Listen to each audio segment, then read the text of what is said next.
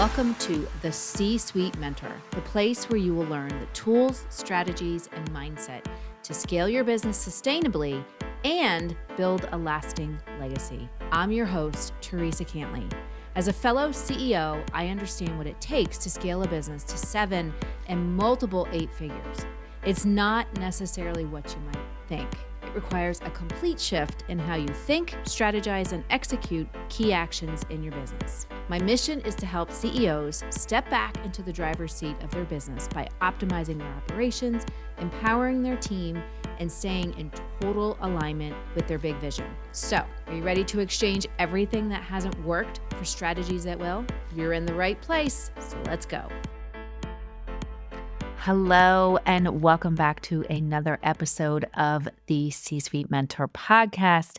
This week's episode is going to be a bit different. I was interviewed live on LinkedIn last week, and from my friend and my mentor, the person who helped me to finish out and really refine and perfect my new keynote, which is all about the spirit of fidelity and human first leadership. Her name is Meredith Grundeis, and she is absolutely amazing. And I thought that when we did this interview, and it was so funny because I had just come back from the most amazing trip where I got to meet my mentor of all time, Damon John, and I was so exhausted, and she was too, to be fully transparent. But we wanted to do this interview because we wanted to talk about this concept of spirit of fidelity and why it's so important to implement into your business, and really what does human first leadership, what does it look like, and what does it truly mean? Because there's so much stuff out there on the internet and so many people, so many terms that people throw around about leadership. And I wanted to give you my perspective and how you can actually start to implement it in your own business. So this episode, like I said, it was live on LinkedIn. It is full of insight from yours truly, but then also from Meredith as well, and her own experiences in people that she's worked for and what she has done as a leader herself. So you are also going to hear why the most impactful sentence, 3-word sentence that you can say to someone on your team or just someone in your life is, I see you. I see you for who you are. So get ready for a super amazing episode here on the C-Suite Mentor podcast. And next episode, we are going to hit 300, which is a huge milestone for me. But until then, enjoy this episode all about building from the inside out, what that truly means, what is the spirit of fidelity, and how you can implement human first leadership in your own business. So stay tuned. Theresa Cantley, I am delighted, beyond delighted to have a conversation with you today here on LinkedIn. We're also live on YouTube right now. You are a Confidently Speaking member, which brings me so much joy when I see you in those weekly Zoom rooms. And you are also an incredible entrepreneur. You help leaders lead from the inside out. And so we're going to do a couple of things today in today's conversation. We're going to give, of course, the people who are watching right now, tons of value, things to be thinking about as they walk into their lovely weekend. And we're also going to talk about what makes you you and what you're doing and why you do it, and a little bit about confidently speaking. So are you excited? Oh, I'm super excited. Okay, good. I'm super and I love the weekly classes. I was traveling today, so I missed today's class, but I love, every time I go to one of those, and I just feel so good. The people in the room, and that's what's so important. You have to have the right people in your circle. And the Yeah. people in that room every week are they just make you feel comfortable. You can say something and you might think to yourself, "Oh man, I sound so silly." They don't care. They're like, "Yes, Do it, say it, whatever you have to say what you gotta say. So I mean, it's amazing. It's an amazing group of people, and, yeah, I love being in your circle, for sure. Thank you. Well, I love being in your circle as well, and I would love for you to just share with our audience right now, who are you? What do you do? How do you serve? Well, first of all, I was looking at my title because you're supposed to put a title in, and I was gonna do it, and then I thought, "No, I'll keep it professional," but I was gonna put Fly Girl because in in my new It wasn't so book bad. Uh-huh. I know, I meant that I might have gotten in trouble for that. Rules are meant to be broken, Teresa. Because in my new book, the opening line is, "When I was 16, my big dream was to be a fly girl on In Living Color." That's, like, one of the opening lines. So, I thought to myself, "I'll put that as a title." But no, I'd put business and leadership coach because that's really what I am. I mean, I don't know. I also think that is a little fly girl myself. It is. Totally is. Totally Totally is. is. So, hey, they carve their own path, I carve my own path. Yes. So, Yes, yes. and. So, me, what do I do and who am I? So, I am Theresa Cantley. I am, as I said, I am a business and leadership coach. I work very heavily with Main Street business owners in the hospitality industry. So, retail, restaurant primarily. Although I've worked across industries from biotech to lawyers to accountants and everywhere in between. So, but I love, love, love working with in the hospitality industry with retail and restaurants. And we'll probably get into why in a minute, but, We will. yeah. But people ask me, they're like, "What is it that you do with these businesses?" And my Mhm. short answer has always been, "I fix businesses. I fix businesses by building them or rebuilding them from the inside out." Mhm. Because you can't repair and heal what's on the outside in society if you don't Right, fix what's on the inside within your business. right. So the way that we do that is I work with the CEO Mhm. and the leadership team to really get clear on what exactly is happening in the business so that we can fix that core foundation. And then from there, we can build scalable systems. We can really build a really high powered autonomous team Mhm. and, really create an environment that promotes freedom, promotes purpose, promotes creativity so that everyone can thrive. I love that. Thank you for sharing how you're serving, and I pun intended, or maybe not. Uh, so I'm curious about the restaurant industry and how you got into the restaurant industry, and what are some of the, like, the common things that you see? I worked in the restaurant industry for 12 years, of course, because I had to live the life of a cliched actor, back in the day, and so I actually loved it. I loved Mhm. working in the service industry because I also just love helping people feel good, giving them a great experience. So it was a natural fit to it. But I did see where some of uh, the the dysfunctions, if you will, occurred, and oftentimes it was the trickle down. Mhm. So I'm curious, what are some of the common things that you see, and if you could give us just a story, like a moment in time, where you were able to turn something around. Oh boy, I've got so many. So so I like food. I mean, who doesn't like I food, love right? food too. So my husband said to me one time a while ago, he said, "What a better place to work in or to work with in restaurants because you like food so much. Mhm. So, and you like to go out to eat." So I started working with restaurants. I mean, really, the whole hospitality industry and working in retail went way back. When I after I had the dream of being a fly girl, then I wanted to be a fashion designer. So I spent a lot of time Oh, I did, and I went to fashion school. I went to fashion design school. I And, love I mm, my first retail job, I actually lied about my age. I told them I was 16 and I wasn't. I was only 15 just so I could work there. I won't say who it was because I don't wanna get me in trouble.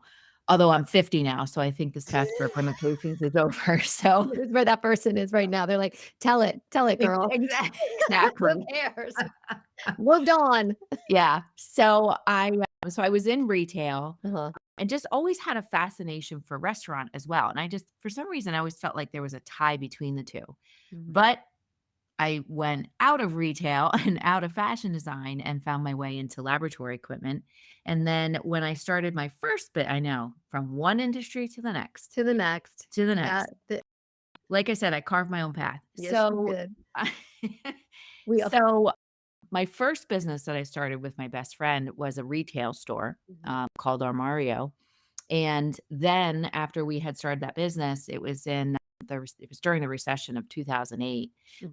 In 2013, 2014 was when I actually started my consulting business. Okay. And back then, I had I grew up in a small area.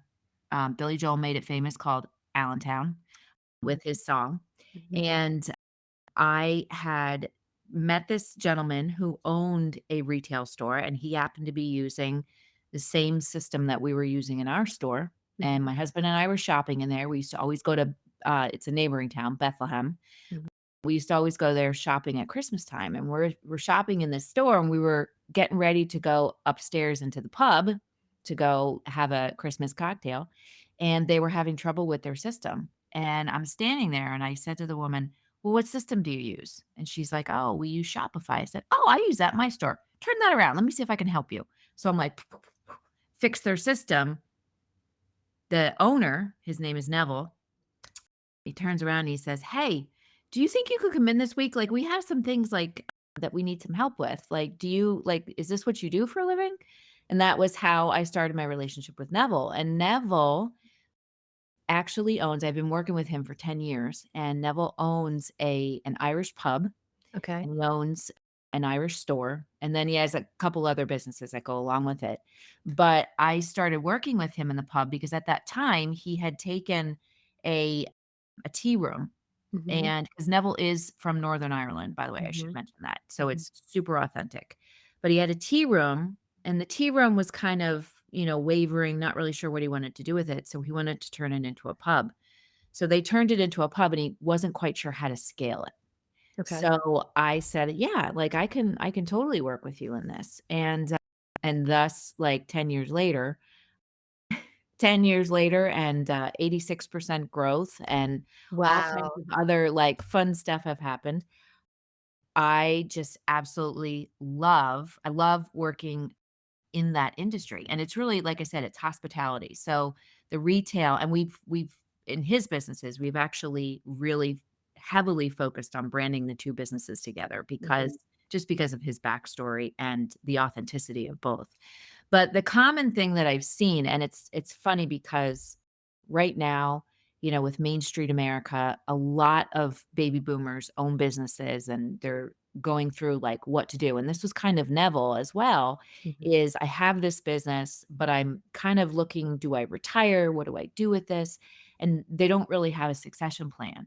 But the business and people talk a lot about buying Main Street businesses because of this. But the two industries that I have heard that Mhm. people always wanna steer clear from is retail and restaurant. Right. Uh, and Because of it's the funny, the overhead, I would imagine, right? overhead, Yeah. and just the situations that you run into with staff, the profitability, especially in the restaurant industry. There's a Right. bunch of different things, that happen in there, and, just the dynamic of it. I mean, the restaurant industry has been hit really hard in the past several years, Yeah. just with increased food costs and trying to not just, you know, hire good people, but to then retain them. Right. And I think that the restaurant industry has just been known for, um, I want to say unfair labor practices. I think underpaying people. I mean, there's a variety of things that have come up in articles over the years. And I think, in my mind, when I look at it, because I just had this conversation with somebody at a leadership event I went to, where I said, I look at restaurants and retail and I'm like, I love those businesses and I would invest in them anytime because they are so heavily focused on people and purpose and experience. And Mhm. those are the things that are going to make such a big impact in the lives of the people that they're serving every day. Right. And we can also make a huge impact by creating a better experience in our businesses because, again, if you create a healthy environment inside, Mhm. it will my philosophy is it carries forward into society when they go home, when they're interacting with friends. So guess what?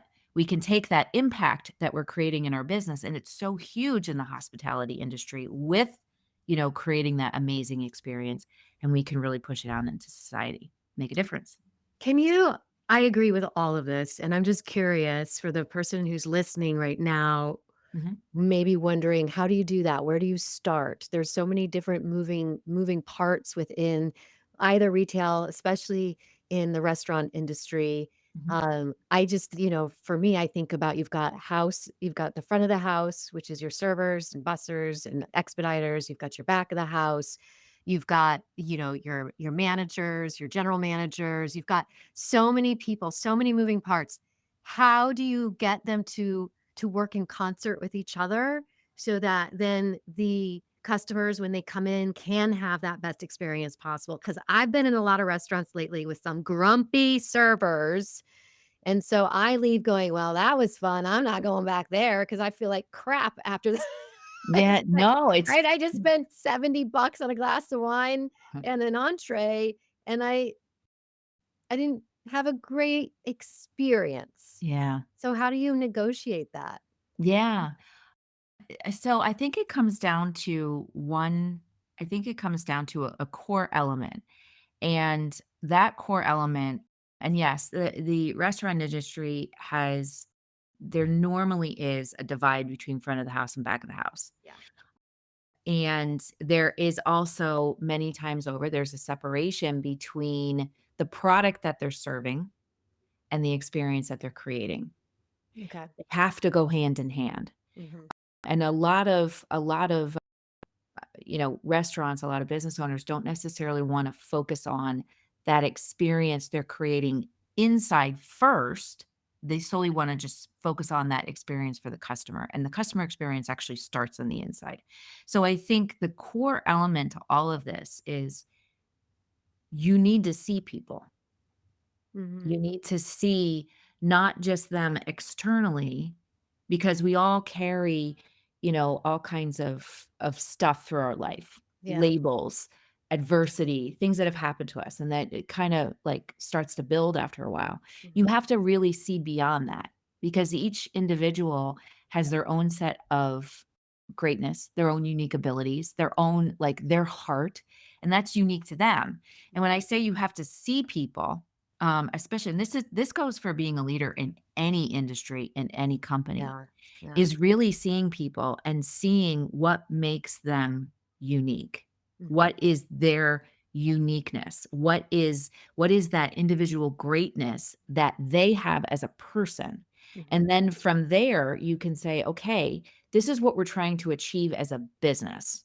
All Mhm. right? This is our purpose. This is what we wanna this is our vision." And when the 2 come together, they can co-create it with you, and they take a lot more ownership of things because they're part of co-creating that experience. Mhm. So, it starts with that, really seeing people. The question I talk to Neville about all the time, and I talk to all my clients is, as a leader, what do you want it to be like for the people who work for you, report to you, who you work with every day?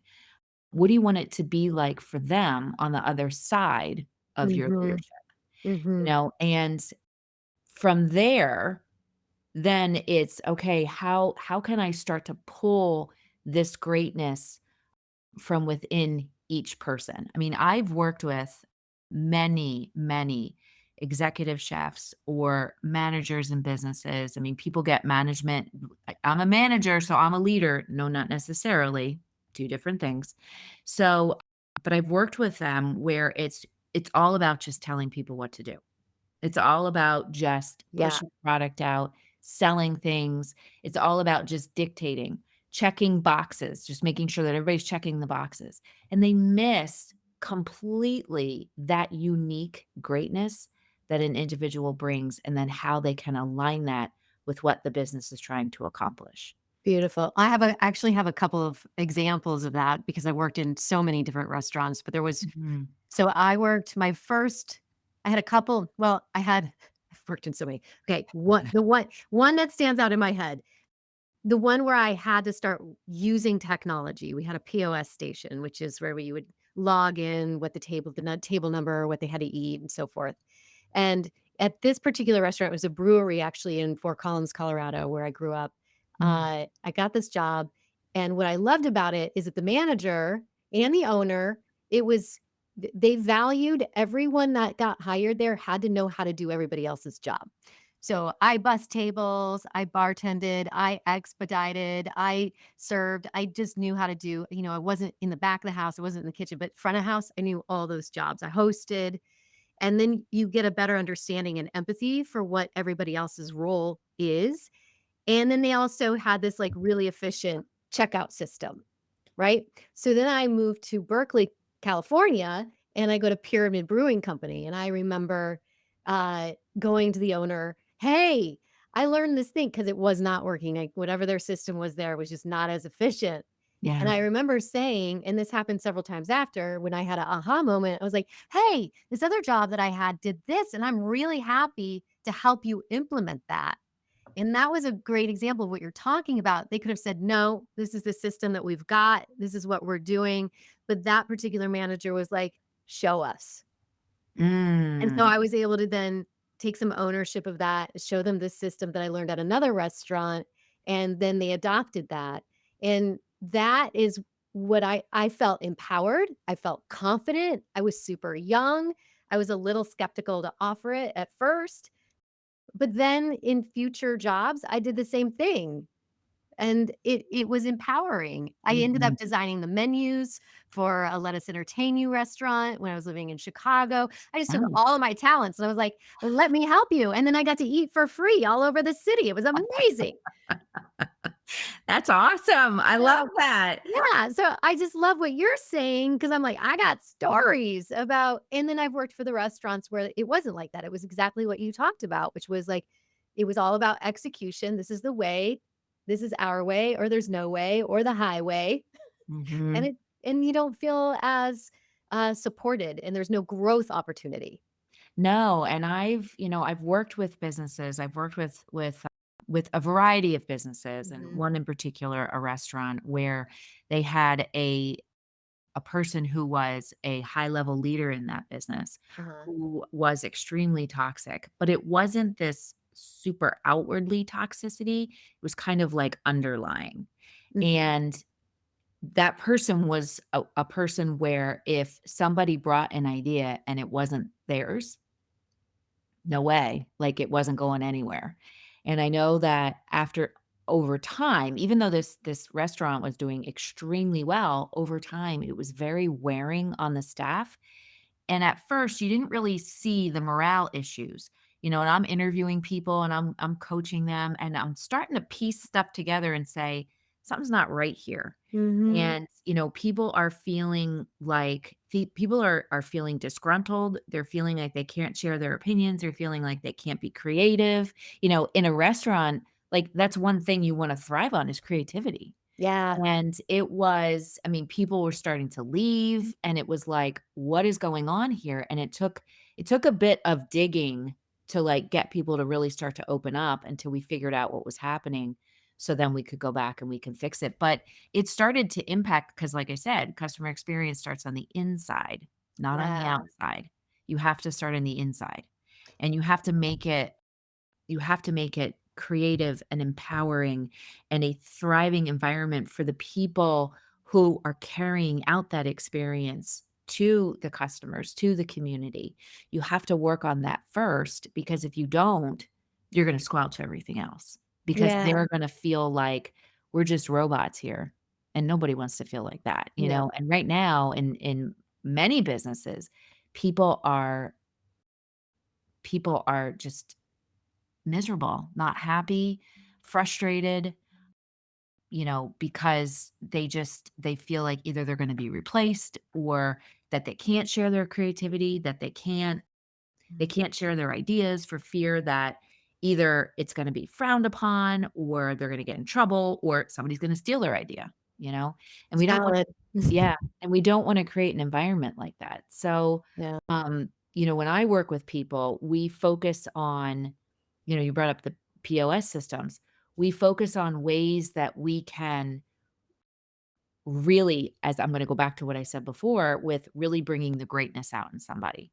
So Mhm. we focus on ways that we can teach them a lot about the history of the business, the story of, and I'm gonna specifically speak to restaurants, the story of the menu items and the recipes and the story of, different services that they offer and really creating that experience that engages all of the senses, that makes people feel comfortable. I like to call it the third place. It's a place where it's not necessarily work, it's not home, it's that place where people can go and relax and escape the stress of the world for a bit. So we focus on ways of, okay, what is each person's individual greatness? So in a restaurant, from the dishwasher to the front of the house manager to the bartender to the support staff, it doesn't matter. Mhm. Everyone is important. Mhm. Everybody has a unique skill, a unique set of abilities. I heard this yesterday and I think it comes from Dan Sullivan's book, and it talks about the unique ability that everybody has, and we all have this unique ability and we use it from age 0 to 5. And then after age 5, we get educated out of it, we get labeled out of it, we get trained out of it. So you have these employees and they think I'm only as good as my job description, Right. and they're not. So what we need to do as leaders is really say, "No, you have so much more greatness than just a job description." And that's what we need to pull out of here so we can get back to those unique abilities. And they can use them, like I said, to align to what the business needs. So in the one restaurant that I run with Neville, they have 225 whiskeys. Mhm. You don't know anything about whiskey. And for the longest That's time, a lot of whiskey to get that's to a know. lot of whiskey. For the longest time, people would come in there, employees would come in, Mhm. and they would just, "Here's your list of whiskeys. You need to learn this so you can talk about them with people." Well, of course, people shied away. Or in his retail store, they sell these Celtic engagement rings Mhm. that people are like, they shy away from it because they're just, for a long time it was, we sell these rings. So we've created different systems to really help people to, number one, learn these different things, and not just learn it, but really have it integrated so they can talk about it. They can feel empowered. If I'm not a whiskey drinker, but I got to sell this whiskey or I have to tell somebody what it pairs with, we create systems to help empower them, make them feel confident. So when they talk about it, it's like people are like, "Oh, I don't know. I've never had whiskey before, but after you just told me that, I'm going to try 3." No. Well, can you give me an example of that system? Because Yeah. I'm a lucky girl, and I get to work with you on your signature talk, and you talk about the whiskey system in your signature talk. So, can you share that a little bit of that with our audience here? Yeah. So it's part of my spirit of physiology. Mhm. And again, spirit of physiology has to do with using technology, using empathy. You brought up empathy. Empathy is huge, and Yeah. people confuse empathy and sympathy. People confuse nice and kind. So, empathy, like using technology, empathy, and humanity. Mhm. So, it's the beauty of a live experience with somebody using the innovation of digital technology. So, as I said, they have 225 whiskeys. Yep. People would come in and they would be given the whiskey Bible, is what it was called, Uh-huh. and said, "Here, you need to learn these." And then management would get frustrated because it was like nobody, I mean, they knew like 2. Jameson and, what's the other one? Jameson and, yeah, I forget the other one, but You're there's all another. the 2 that you were always restocking? Yes, 2 that we're always restocking.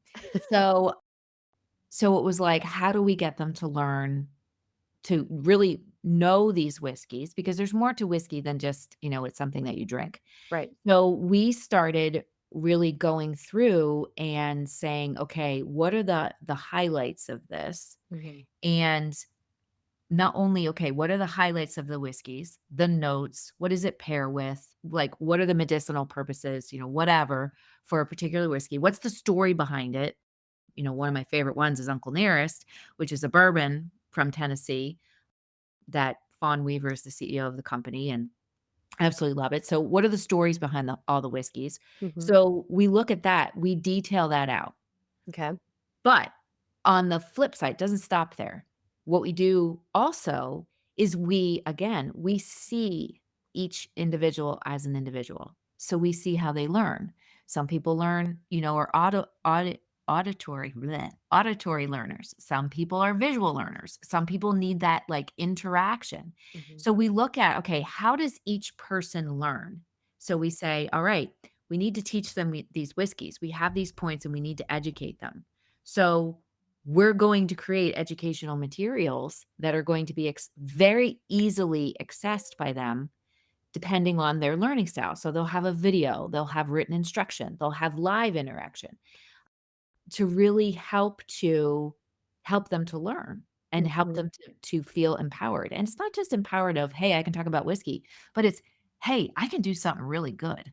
Like, Mhm. I can do hard things. Like, I can learn 225 whiskeys. I can learn 100 different recipes and how to pronounce the Irish language of, what these recipes are, or even just the Irish language just to say welcome or hello or whatever when someone comes in. Like, Mhm. I can do hard things. So it's not just about, you know, just teaching them the ins and outs of the product, but it's helping them to really see that they can do things, that Mhm. they're smart, that they can do things, that they can accomplish stuff, that they have those unique talents. So we look at how do they learn?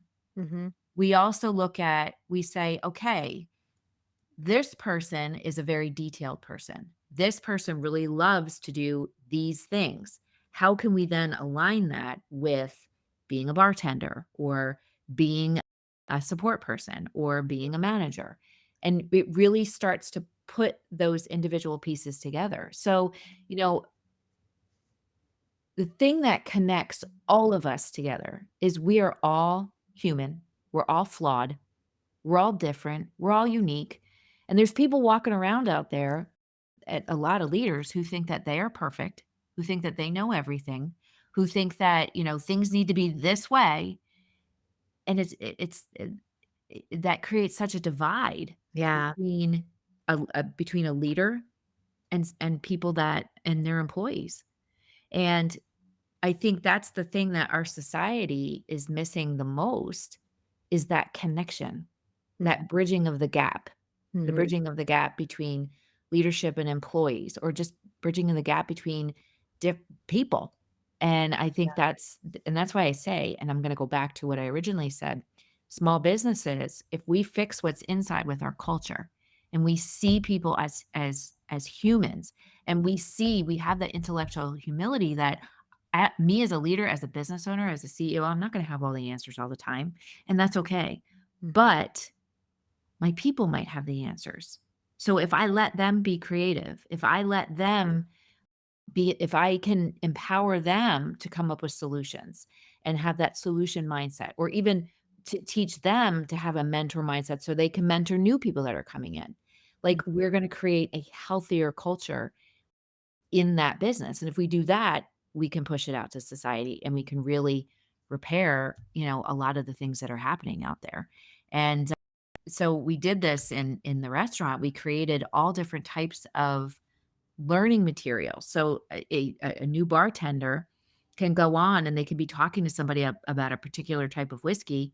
They can pop up a screen really fast if they don't know what it is and they're Mhm. stuck.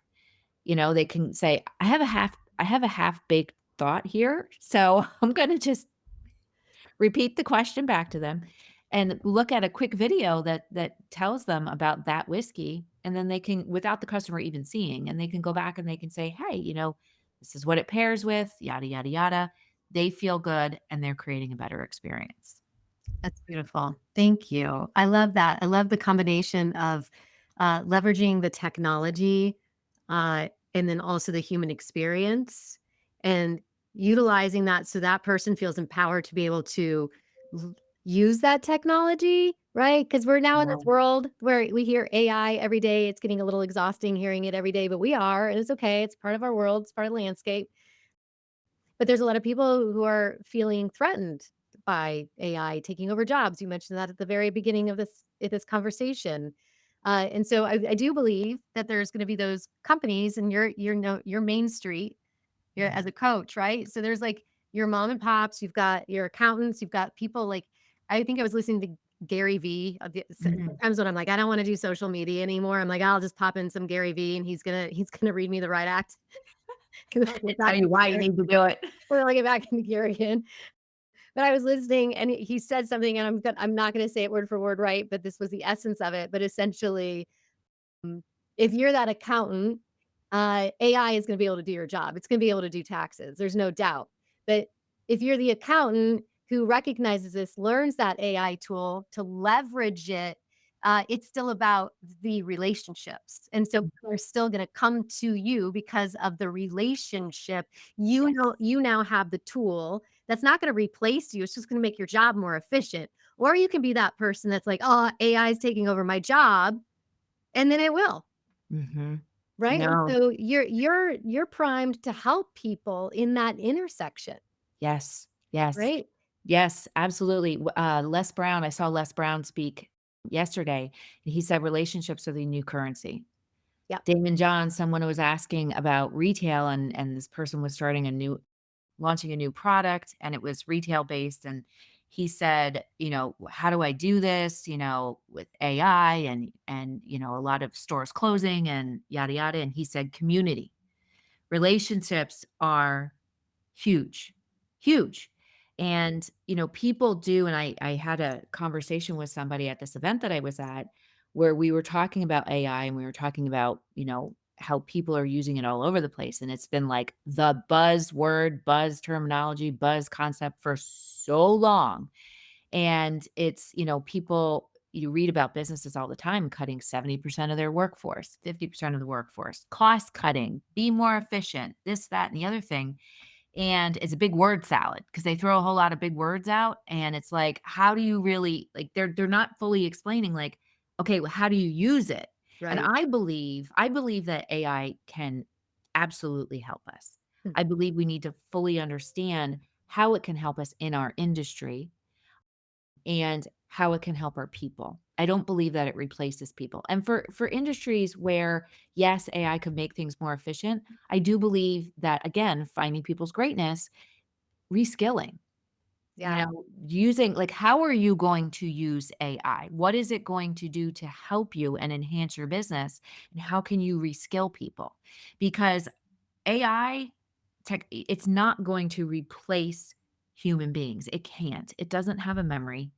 It doesn't have it doesn't have creativity. It doesn't have something that is so extraordinary in human beings, which is imagination. Mhm. And technology can help us use our imagination and enhance our imagination, which is going to create more innovation. So that's why I believe it's not going to replace people.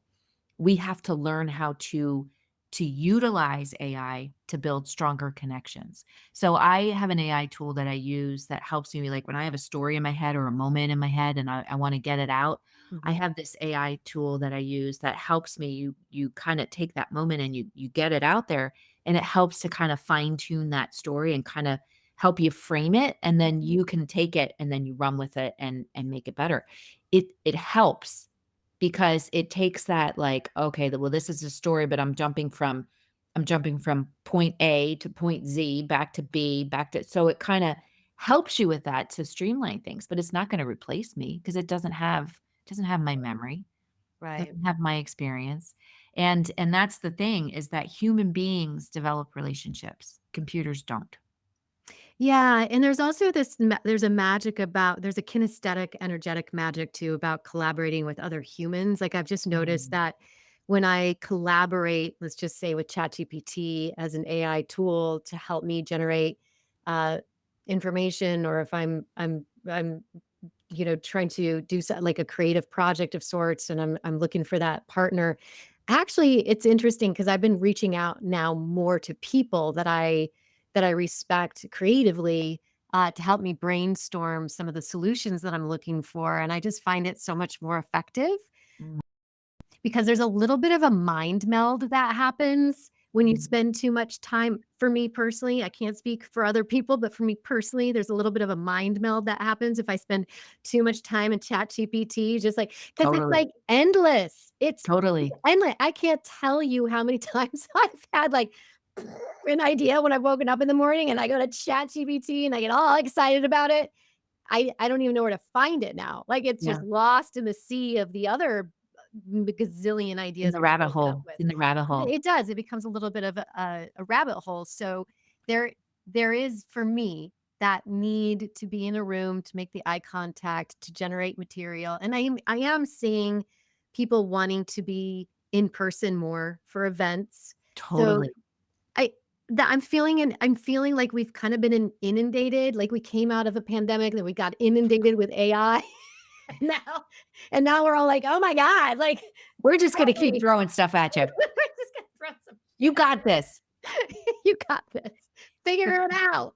Just figure it out. We're just gonna Um, keep throwing this at you. yeah. Creative disruption. Yeah, exactly. But I think the work that you do is so incredibly important. I feel like we're in that place and time where it is needed more than ever.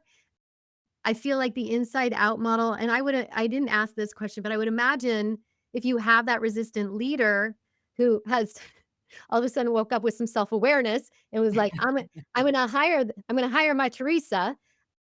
But you have to do some work with that leader first, right? You have to there's a mindset shift that needs to happen there. And I would imagine some systems that need to be put in place there in order for that person to be in better service to the people that they're employing. So it's a big job. Yeah, for sure. I mean, people think that leadership, and it's just been historically how it's been, that it's an external job, and No, it's not. no, no. It's internal. And a lot of, a lot of the business owners that I work with, they've had they've owned their business for so long. They've Mhm, done the same thing, mhm. and they don't necessarily know what it really means to lead, because Right. they again, everybody has thought it's just an external thing. Mhm. And the thing that we have to focus on first, which is the first section in my new book, which is all about the internal piece of leadership. Yeah. And it really comes with really facing yourself and asking yourself, who do I want to be? Not just who am I, but who do I want to be? Yeah. Because then with the external piece of it, we can say, what do I want it to be like for others on the other side of my leadership? But Mhm, that first piece, and we have to tackle it first, is we got to do the internal work. Because mhm. if we don't do the internal work, you're going to layer on. Because remember, 0 to 5, we have these unique abilities, and then they get trained away, educated away, labeled away, limiting beliefed away, whatever you want to call it. And we carry that with us. So as we are, moving, and we're asking ourselves that question, who do I want to be? Which is the personal growth factor that's huge with leadership. Um, we have to start really tackling, like, because if we don't tackle that hard stuff, if we don't and tackle those internal challenges, those limiting beliefs, those labels, those frustrations, they just keep getting layered on. And Yeah. guess what? We end up transmitting that to our team. Yeah. So our core values, Yeah. even though we say they're one thing, we're actually showing up completely different. Mhm. So, yes, doing the internal work first is so super important. Then we can work on the external piece. And then we can actually, between those two things, when they come together with that experience that we're creating, that's what happens along the way. We start to really define and create and nurture that culture in our business. Beautiful, beautiful. Teresa, you and I could talk for hours. I know. be really good, which I love. And I didn't even have caffeine this afternoon. Oh my goodness, I didn't either, and I should have. But I'm gonna put your QR code up here because I can. So if Awesome. you're watching right now, please follow, Theresa. Please connect with her here on LinkedIn. This goes directly to her website, so you can learn more about her, so you can scan that now with your phone if you happen to be at your desktop. If not, then take a screenshot of that because 'cause you're gonna want it for later. Uh, Theresa, it's always a pleasure to speak with you. I can't thank Jamar Jones enough for introducing the two of us because Jamar had hosted an event, an experience here in New York City. And you and I got to be on a billboard in Times Square together, which was We very did. fabulous. And then we got lost. We We got got lost lost in New York City together, going to get a cup of coffee, and going to we get a cup didn't of get coffee because coffee. I thought I knew where I was going. I acted like the cocky New Yorker and thought I knew it, and I got lost in my own city, but it's It's okay. okay. It's alright. It was like the out of towners. It was like the out-of-towners, but we had a little bonding moment, which I love, and now here you are. I get to work with you on your signature talk. You're a part of the Confidently Speaking community. I know. Jamar So and I grateful. now are gonna host a retreat in October I that we're know. excited about, so thank you. Again, grow your circle. Yes. No, absolutely. And Jamar, if you're watching, which I think you are, thank you so much for introducing me to this amazing lady. And anybody who's watching, if you want to really learn, really find your voice. I don't even want to say learn, but really like find your voice and get it out into the world. Get your message out into the world because the world needs you to do that. Yeah. You have got to work with Meredith. She Thank you. is amazing. I mean, she's just incredible. I can't even like incredible. Words don't even describe it. And, Thank you you. know, just to really figure out what that message is that you want to share, what that mission is so that you can really impact the lives of others. And that's what we need to do is focus on making a positive impact with people that we interact with every day, whether you see them or there's somebody online. And that's where, I mean, Meredith is just magic to make that happen. So, Oh, thank you for the kind words. I really appreciate it. Thank oh, you. you're welcome. Thank You're you. welcome. Teresa, it's always a pleasure. I hope you have an incredible weekend. I want to thank the people who have been watching. I saw one shout out come across the chat channel here. So thank you for being here. That was And Jamar, I think. No, was I'm it just Jamar? Okay. I don't know. Jamar, you better be watching. I mean, Yeah, come on. Jamar, you better be watching. All right. Have a terrific weekend ahead. And thank you all. And I'll be back here next week with another member of Confidently Speaking. Thank you. Hey there. Thank you so much for listening. If you found value on the show, please follow the podcast so you never, ever miss an episode. And I would love, love, love if you would leave a review on Apple Podcasts or Spotify for me. Even better, share the show with a fellow business owner ready to step fully into their CEO leadership role. Because right now, more than ever, the world really needs next level leaders. And by the way, did you know you can text me all your questions and get real-time feedback? You absolutely can. Just text the word CEO to me at 610-215-2838 to get connected. One last goodie for you before I go. If you're ready to scale your business and have a co-creator working right by your side, my C-Suite Mentor Program may be perfect for you and your possible new second in command. Just visit thecsuitementor.com to get started.